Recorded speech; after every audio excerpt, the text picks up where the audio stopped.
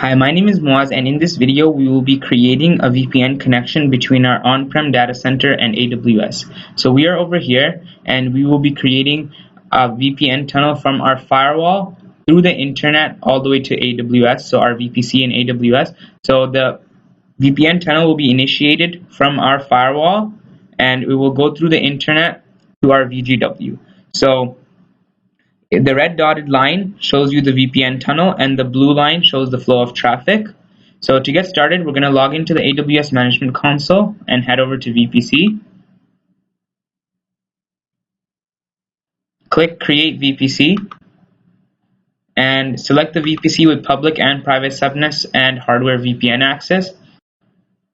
And I'm going to give a top level CIDR block of 172.20.0.0/16, and I'm also going to give it a VPC name and a public subnet CIDR block and a private subnet CIDR block. So I went ahead and gave the public subnet CIDR block and the private subnet CIDR block and also the VPC name.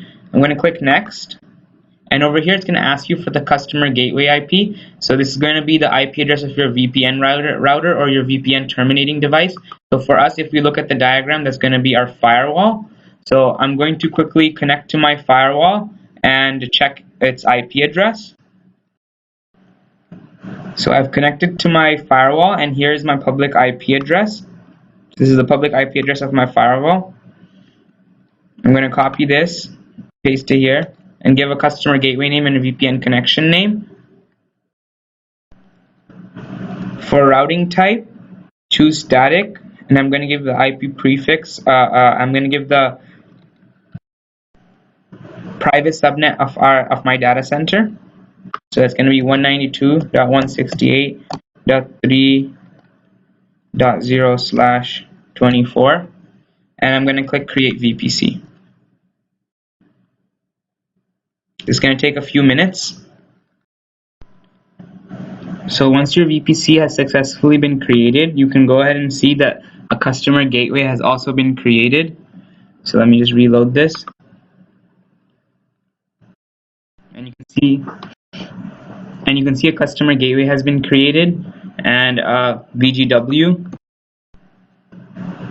and also a VPN connection has been created. So let me get rid of the filter. And as you can see here, a VPN connection has been created. And 2 tunnels have also been created. So now we're going to download the configuration, and this is going to be the configuration that you need to implement on your VPN terminating device. So it's going to be our firewall.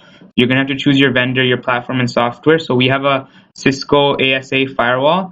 So I'm going to be choosing Cisco Systems ASA 500 series, and I'm going to download the configuration.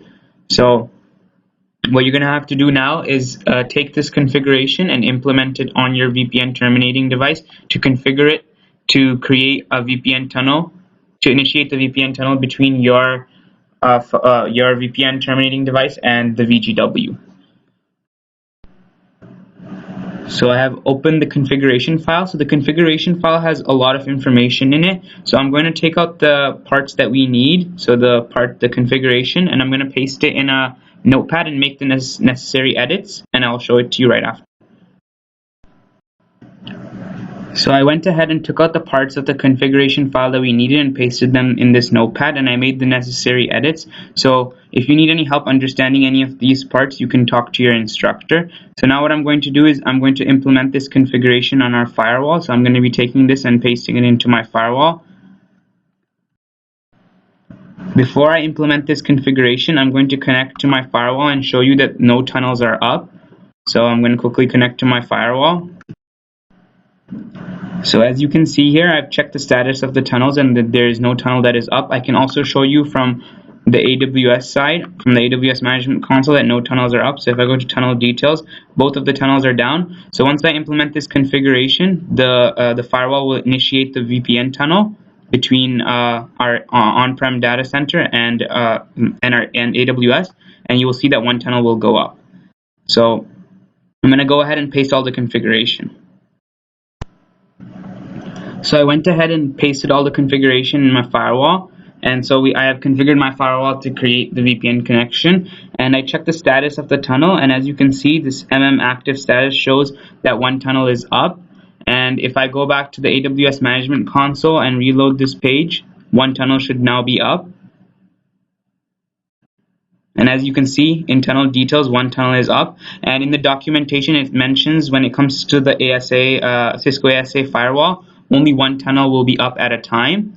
And you can see that in the configuration documentation at the top. Over here, it mentions only a single tunnel will be up at a time to the VGW.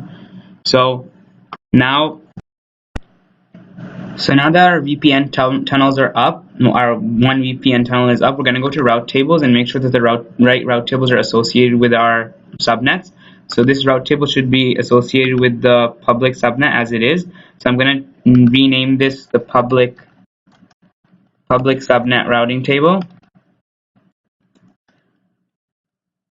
And we're going to create a new route table for the private subnet. So we're going to name it the private subnet routing table, and make sure that you associate with the right VPC, and yes, create. So right now there is no routing table that is explicitly associated with the private subnet, so we're going to associate this new routing table with the private subnet. So choose the private subnet and click save. And if you go to the public subnet routing table, you can see in the routes that any traffic that is destined to any traffic that is destined to an unknown destination, or the default route says that it should be targeted towards the internet gateway. For the private subnet, we're going to give a route that says that anything destined for our data center's private subnet should be targeted towards the VGW. So our private subnet of our data center is 192.168.3.0/24, and that's going to be targeted towards the VGW. I'm going to save that. So now what we're going to be doing is we're going to be launching a Linux instance in the private subnet of our VPC, and we're going to ping that instance from our computer. So we're going to try to reach that instance through the VPN tunnel. So I'm going to go ahead and quickly launch a Linux instance. You already know how to do that, so I'm going to launch and connect to a Linux instance. So I have launched a Linux instance, and we already know how to launch a Linux instance. So I'm going to go ahead and ping the Linux instance using its private IP address. It has no public IP address as it's in the private subnet of our VPC. So I'm going to copy the private IP address, and as you can see here, my IP address of my computer is 192.168.3.151, which is in the private subnet of my data center. So I'm going to ping the Linux instance using my private IP address, and I'm going to ping the instance using its private IP address. So I'm going to ping the instance, and as you can see, we can reach the instance. Now I'm going to go ahead and also connect to the instance using putty, and we already know how to do that. So I'm going to go ahead and put in the converted key. So I went ahead and connected to my EC2 instance, and as you can see that we connected to it using its private IP address, which is 172.20.2.98, and we were successfully able to connect to it through the VPN tunnel. And we can go back and see the status of our VPN tunnels. So if I go to VPC and I go to VPN, our one tunnel is up. So we have successfully created a VPN tunnel from our on-prem data center to AWS. And that's it for this exercise. Thank you for listening.